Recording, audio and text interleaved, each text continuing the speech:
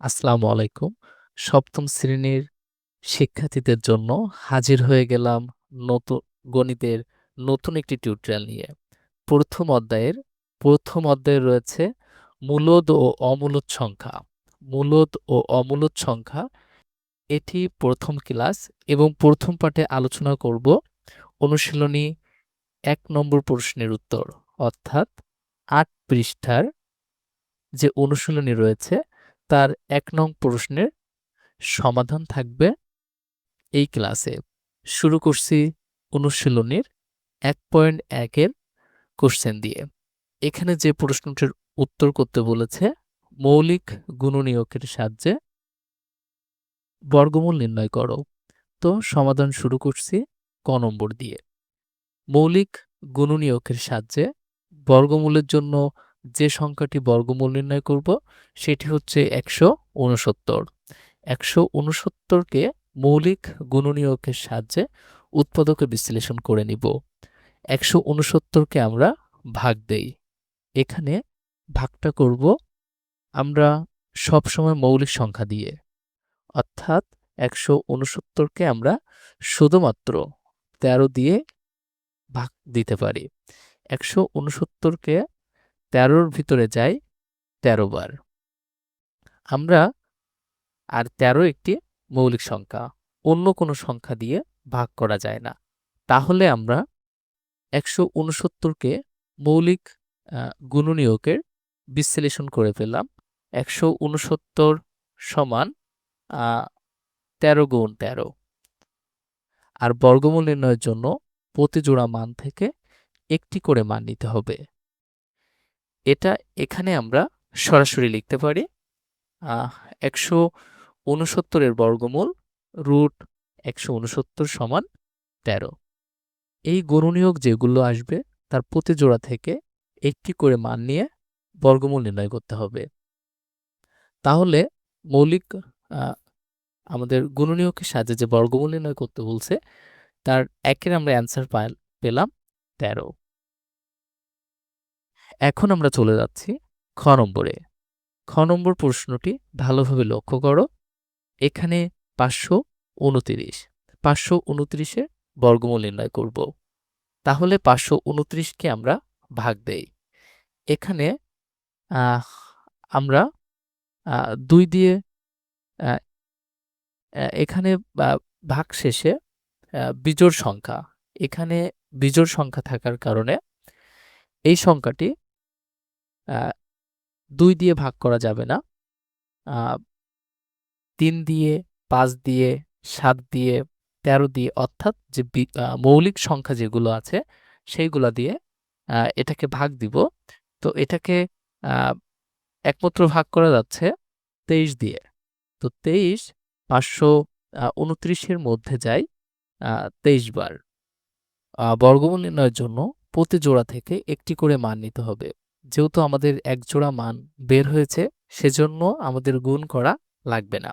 আমরা সরাসরি লিখব ৫২৯ এর বর্গমূল আ ৫২৯ সমান ২৩। এখন গ নম্বরটি দেখি। গ নম্বরটি একটু বড় আছে। আ আমরা এটাকে ১৫২১ এটাকে আমরা ৩ দ্বারা আহ ভাগ করতে পারি। যেহেতু শেষে বিজোড় সংখ্যা ২ দিয়ে এটাকে ভাগ করা যাবে না। এটাকে আমরা ৩ দিয়ে ভাগ করব। তো ৩ ১৫২১ এর মধ্যে যায় ৫০৭ বার। ৫০৭ কে ৩ দ্বারা ভাগ দিলে ১৬৯ বের হয়। আ এখন ক নম্বরে আমরা করেছিলাম ১৬৯ কে ১৩ দ্বারা ভাগ করা আ গিয়েছিল। আমরা ক নম্বরে যেটা করছিলাম ১৬৯ কে ১৩ দিয়ে ভাগ করা যায়। তাহলে আমরা এখানে লিখতে পারি আ ১৫২১ কে মৌলিক গুণনীয়কে বিশ্লেষণ করে পাই। এখানে ২ টা ৩ ও ২ টা ১৩ পেয়েছি। তাহলে আমরা লিখতে পারি ১৫২১ সমান ৩ গুণ ৩ গুণ ১৩ গুণ ১৩। এখানে আমরা প্রতিটা ব্র্যাকেটের মধ্যে এক জোড়া করে সংখ্যা লিখব। প্রতি জোড়া থেকে একটি করে গুণনীয়ক নিয়ে পাই 1521 সমান 3 গুণ 3। আ আ এই জোড়া থেকে একটা নিয়েছি আর এই জোড়া থেকে একটা নিয়েছি। অর্থাৎ ৩ গুণ ১৩ সমান ৩৯। অতএব ১৫২১ এর বর্গমূল রুট ১৫২১ সরি এখানে টাইপিং মিস্টেক হয়েছে। এখানে ১৫২১ হবে এর বর্গমূল ৩৯। শিক্ষার্থীরা আমরা পরের অঙ্কটিতে চলে যাই বা ঘ নম্বরে। এখানে আছে ১১,০২৫। এটাকে আমরা মৌলিক গুণনীয়কের সাহায্যে বর্গমূল করি। আমরা শুরুতেই বিগত ৩টার মতোই আ এটাকে উৎপাদকে বিশ্লেষণ করব। তার জন্য শেষে যেহেতু বিজোড় সংখ্যা এটাকে আমরা ২ দিয়ে যাবে না, এটাকে ৩ দিয়ে ভাগ দিব।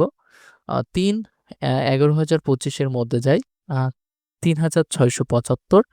৩,৬৭৫ কে আমরা আবার ৩ দিয়ে ভাগ দিব। তাহলে যাবে ১২৭৫। ১২৭৫ কে ৭৫ এর মধ্যে ৫ যায় ২৪৫ বার। ২৪৫ এর মধ্যে ৫ যায় ৪৯ বার। ৪৯ এর মধ্যে ৭ যায় ৭ ৪৯ এর মধ্যে যায় ৭ বার। অর্থাৎ ১১,০২৫ কে মৌলিক গুণনীয়কে বিশ্লেষণ করে পাই ৩ গুণ ৩ গুণ ৫ গুণ ৫ গুণ ৭ গুণ ৭। অর্থাৎ এদের প্রতিটাকে আমরা জোড়া করি। প্রতি জোড়া থেকে একটি করে গুণনীয়ক নিয়ে পাই। এই জোড়া থেকে একটা ৩, এই জোড়া থেকে একটা ৫, এই জোড়া থেকে একটা ৭। অর্থাৎ ৫ ৭ ৩৫, ৩ ৩৫, ১০৫। অর্থাৎ ১১,০২৫ এর বর্গমূল রুট ১১,০০০। সুপ্রিয় শিক্ষার্থীবৃন্দ, সপ্তম শ্রেণীর প্রথম অধ্যায়ের মূলদ ও অমূলদ সংখ্যা টিউটোরিয়ালটি এ পর্যন্তই থাকবে। পরবর্তী টিউটোরিয়ালে থাকবে ২ নং প্রশ্নের সমাধান। আশা করি সেই পর্যন্ত সবাই সুস্থ থাকো, ভালো থাকো। আল্লাহ হাফেজ।